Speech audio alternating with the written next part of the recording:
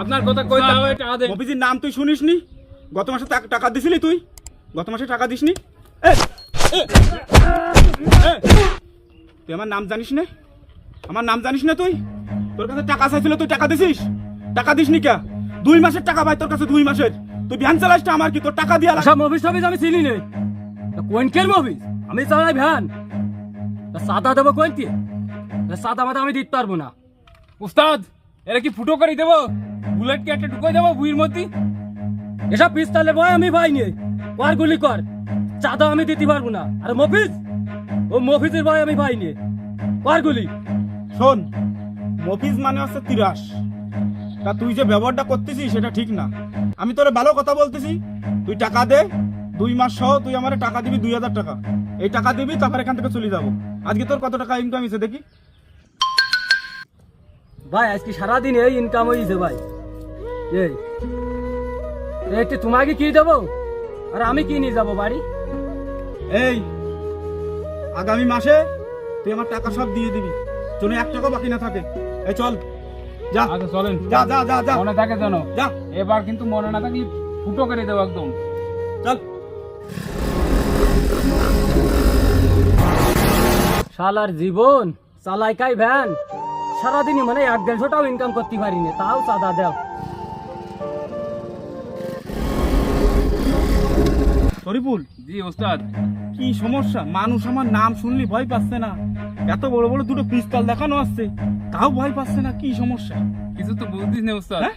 আরে এত বড় বড় অস্ত্র বতিও আমার কষ্ট হয়ে যায়, বিশাল ভার। তাহলে কি করা যায় বলবি? ওস্তাদ একটা কথা কই, আপনি শোনেন। আপনি রক কাটা শেখেন?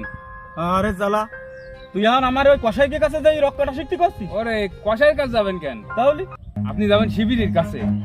জানেন না শিবিরে রক কাটে? হ্যাঁ, তা তো শুনি।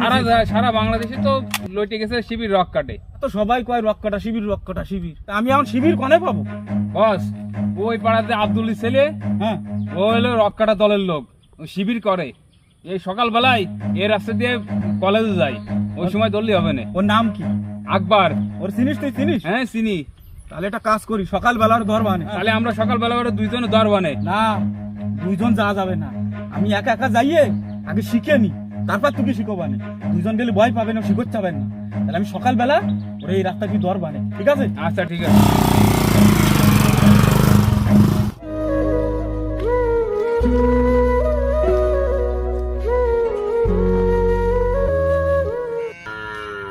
ও চাচা, আসসালামু আলাইকুম। আপনার ক্ষেতের কি অবস্থা? ফসল কি ভালো হয়েছে চাচা এবছর? যাক চাচা, আলহামদুলিল্লাহ, ভালো লাগলো শুনে। যাক, আল্লাহর কাছে দোয়া করি আপনার ফসলটা ভালো হোক। কলেজে যাচ্ছি চাচা, কলেজে।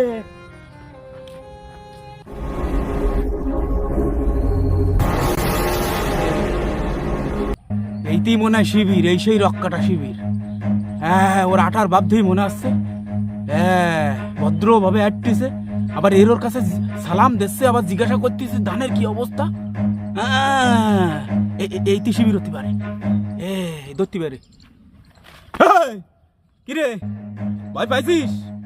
আমার পিস্তল থেকে ভয় পাইছিস? আমি তোর কাছে আইছি, ভয় পাইস নি। আসসালামু আলাইকুম ভাই। তা আপনি হঠাৎ করে লাভ দিয়ে সামনের পারে চলে আসি আবার করছেন যে কিরে ভয় পাইছাও নাকি? মানে বুঝলাম না ভাই আপনার কথাবার্তা। ভয় পাবো কি জন্য ভাই? আপনি কি বাঘ নাকি ভাল্লুক যে আপনাকে আমার ভয় পাইতে হবে? মুমিনরা একমাত্র আল্লাহ পাক ছাড়া আর কারোর ভয় পায় না। আপনিও আল্লাহ পাকের সৃষ্টি, আমিও আল্লাহ পাকের সৃষ্টি। তা আমি আপনার ভয় পাতে যাবো কি জন্য ভাই? আর আমি একমাত্র উপর আল্লাহ ছাড়া আর কারোর ভয় পাইনি। এই অত তোর আমার অত জ্ঞান দিতে না। তোর কাছে যে কাজের জন্য আইছি তুই সেটা শোন। হচ্ছে কি, আমি শুনলাম যে তোরা নাকি ভালো রক কাটতে পারিস। মানে পিস্তাল মিস্তাল দিয়ে মানুষ ভয় পাচ্ছে না, চান্দা মান্দা দিতে চায় না আমারে। তোর কাছ থেকে আমি রক কাটা শিখবো। তুই কি আমার রক কাটা শিখে দিতে পারবি? ও এই ব্যাপার। শোন, তোর যা টাকা পয়সা লাগে, তোর যত টাকা লাগে তত টাকা তোরা দিবানে। শুধু যেন মানুষ আমার ভয় পায়। আমি যে রাস্তা দিয়ে যাবো ওই রাস্তা দিয়ে গেলে যেন মানুষ কয় আমারে যে ওই দেখ রক কাটা মফিজ যাচ্ছে। আমি যে রাস্তা দিয়ে যাবো ওরা অন্য রাস্তা দিয়ে যাবে, আর আমি ফোন করার আগে আমার টাকা পাঠাই দে।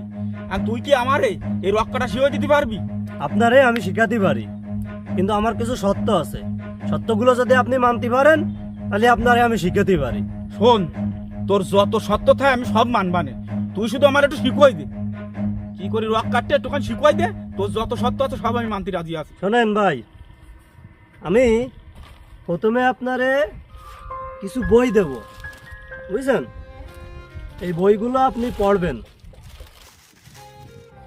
তাহলে চারখান বই আপনি পড়বেন, আর এখানে আছে রিপোর্ট বই, এই বইতে রিপোর্ট রাখবেন, ঠিক আছে?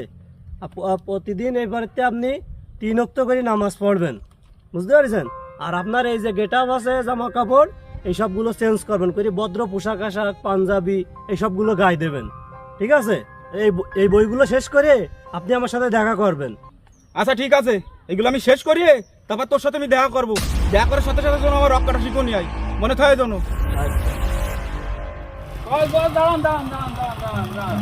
বল কি অবস্থা তোর? আমার অবস্থা তো খুব ভালো, আপনার রক কাটার কি খবর তাই কোন? আর কোশনে রক কাটা, সে এক এক গাদা বই দিচ্ছে, শুধু কাছে বই পড়ো বই পড়ো, আর বই পড়তে পড়তে আমার জীবন শেষ। দূর, আর কোশনে তুই রক করার কথা। রক কাটতে শিখতে গিয়ে বই পড়া শিখতেছেন নাকি, বুঝলাম না। তা আমার এই সত্য দেশে সত্য পূরণ করবো না, তারপরে তো আমার শিখবে। আর মাথা এখন খারাপ, অত কথা কইস নি, তুই যা যা, আমার তাড়া আছে, আমি বাড়ি যেমন বই পড়বো। বস, তো এত পড়াশোনা করলে চাঁদাবাজি করবেন কখন? ও পরে দেখবেন, আগে আমি বই পড়ি, তুই কর। চাঁদাটা না হলে আমি তো বলতে পারি কি করে? ও পরে চলবেন, আমি ব্যাগ করবো, আমি বই পড়বো। কর।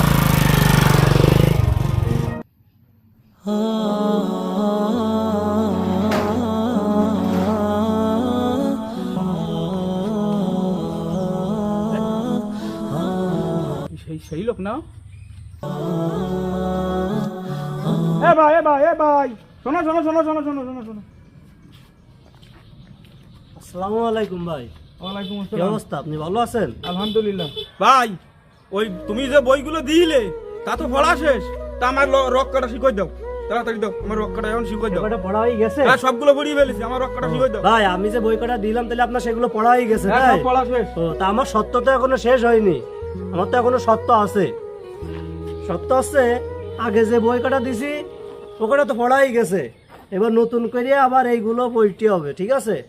আর এখন তো আপনি নিয়মিত কোরআন শরীফ পড়বেন, অর্থ সহ হাদিস পড়বেন, আর মানুষের দেখলে সালাম কালাম করবেন, ভালো ভালো কাজ করবেন, ঠিক আছে? কারোর সাথে কোনো খারাপ ব্যবহার করবেন না।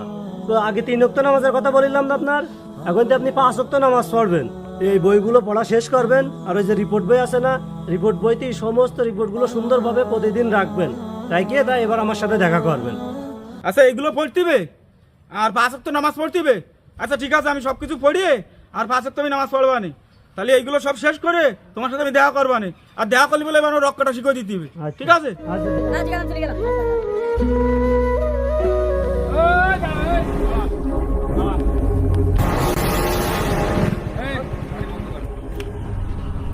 মহিষা চাঁদার টাকা কই?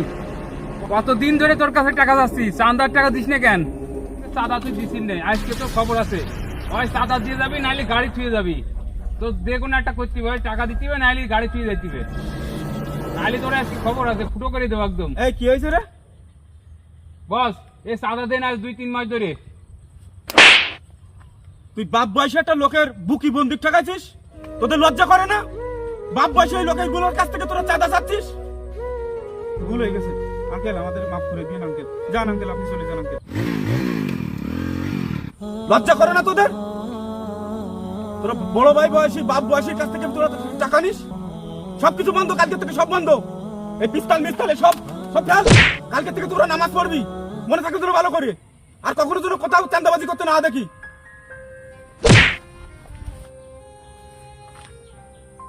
দোস্ত কি হইলো? কিছু তো বুঝলাম না, আমারে চড় মারলো, আবার কইলো সাদা মাথা সব বন্ধ, আবার নামাজ পড়তে কইলো। বস, রক কাটা শিখতে যায় কি ভালো হয়ে গেল?